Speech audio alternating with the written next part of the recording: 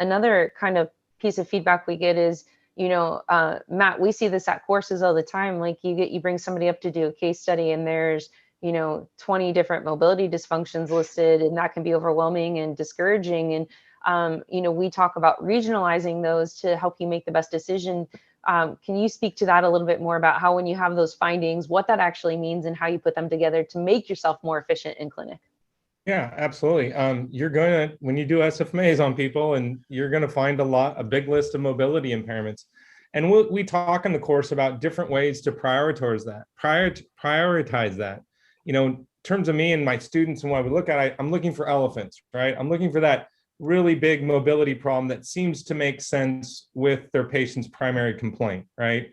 If you have a low back pain and they have a directional sensitivity of extension and they literally cannot move their thorax into extension and it's really limited, those kind of decisions are pretty easy. They might have 5 other mobility problems, but I'm probably going to go after that thorax.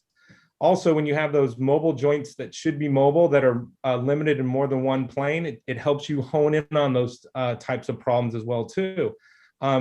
So I think the SFMA does a great job. When you have that long list, you still use your clinical judgment of how you're going to attack that.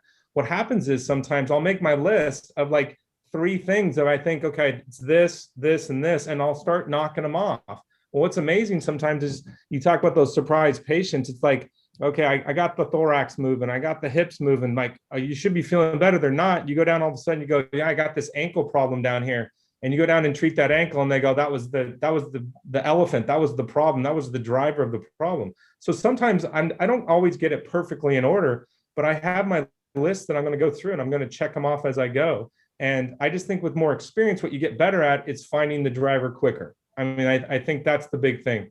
But again, if you have that list of causes and you start knocking them off, the patients are going to come back. I'm expecting them to get better. It's kind of a fun thing to do, and if they're not, I'm just going to keep going down the list. And so it's a great way to go through that.